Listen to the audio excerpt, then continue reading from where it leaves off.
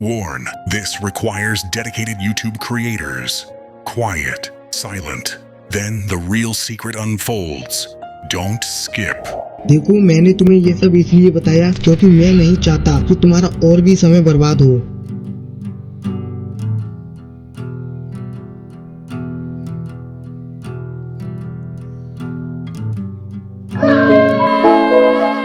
जरा सोचो, अब तक तुमने पता नहीं कितने वीडियोज देखे और कितने वीडियोज बनाए। एक सेकंड, बनाने से याद आया कि तुम तो एक वीडियो क्रिएटर हो। तो चलो, आज मैं तुम्हारे अंदर की क्रिएटिविटी को तुम्हारी आंखों के सामने लाता हूँ। तो चलो स्टार्ट करते हैं। देखो, इतना तो मुझे भी पता है कि तुम एक यूट्यूबर बनना चाहते हो। जरा सोचो, तुम इस सपने को कब से देखते हुए आ रहे हो और आज 2025 हो गया। सॉरी, ये भी जाने वाला है।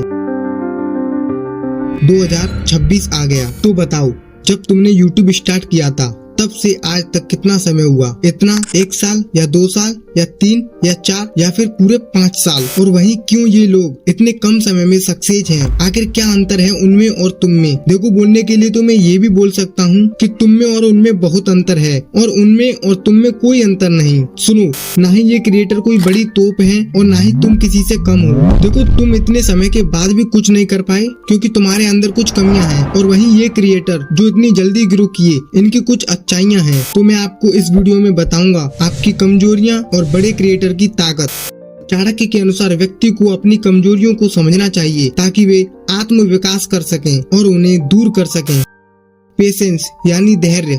बिना पेशेंस वाले नए क्रिएटर अक्सर सीखने से ज्यादा अपलोड करने की जल्दी में रहते हैं। वीडियो डालते ही वो कंटेंट की बजाय बार बार यूट्यूब स्टूडियो को रिफ्रेश करते रहते हैं, और जब तुरंत व्यूज नहीं आते तो डिमोटिवेट होकर टॉपिक बदल देते हैं और इसी वजह से यूट्यूब पर वो गिव अप कर देते हैं।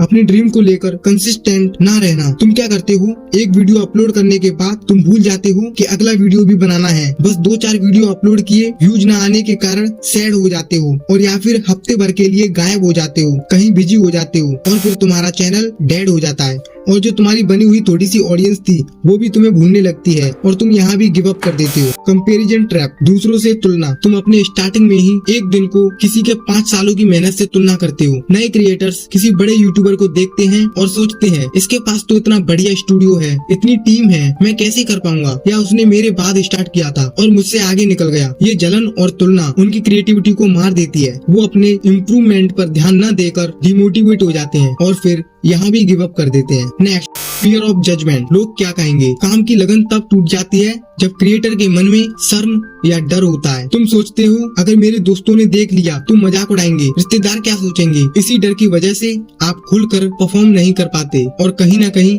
यहाँ भी गिव अप कर देते हो। अब जरा मेरी बात ध्यान से सुनो, मैं बताने जा रहा हूँ सक्सेसफुल क्रिएटर की ताकत।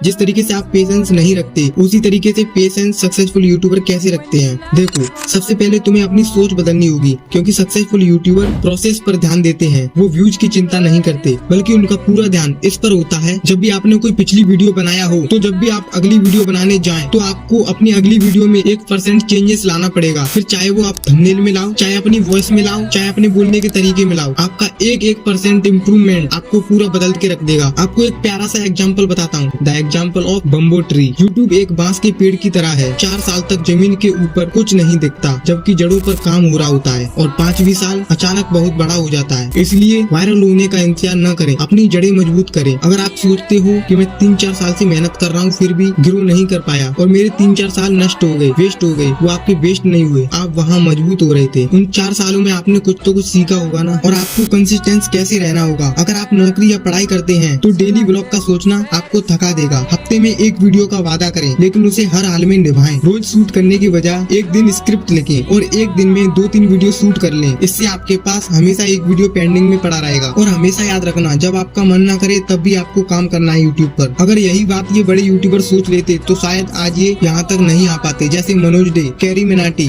सौरभ जोशी, मिस्टर बीस्ट की तो बात ही छोड़ो। जब आप दूसरे बड़े यूट्यूबर्स को देखते हैं तो याद रखें उनके पास एडिटर की टीम है, महंगे कैमरे हैं, सालों का अनुभव है है, एक्सपीरियंस है। आपकी लड़ाई उनसे नहीं, आपकी अपनी पिछली वीडियो से है। और लोगों की चिंता क्यों करते हो? हमें लगता है कि हमें सब देख रहे हैं, पर सच यह है कि लोग अपनी जिंदगी में व्यस्त हैं। अगर वो आपको देखकर हंसते भी हैं तो वो सिर्फ एक सेकंड के लिए होगा। सक्सेसफुल यूट्यूबर बनने का रोड मैप यही है, वैल्यू, वॉइस, क्वालिटी। सबसे पहले आप लोगों को वैल्यू देना सीखिए। अगर आप ऑडियंस को वैल्यू दोगे तो ऑडियंस आपको वैल्यू देगी। मेहनत कभी भी बेकार नहीं जाती। अपनी वीडियो को हमेशा वैल्यूएबल बनाओ। वॉइस, अगर आपके पास कोई महंगा माइक नहीं है तो आप अपने मोबाइल का माइक यूज कर सकते हो, लेकिन आवाज ऐसी बनाओ कम से कम सुनने लायक तो हो, किसी को बोरिंग फील ना कराए और ना ही ज्यादा एडिटेड लगे। क्वालिटी, कम से कम आपका मोबाइल मीडियम क्वालिटी रिकॉर्ड तो कर ही सकता है, उतनी क्वालिटी बेहतर है वीडियो बनाने के लिए। तो अगर मेरी बताए हुए बातों से आप थोड़े भी मोटिवेट हुए हो तो इस वीडियो को लाइक करें। 2026 में अगर आप सच में यूट्यूबर बनना चाहते हैं तो कमेंट में लिखो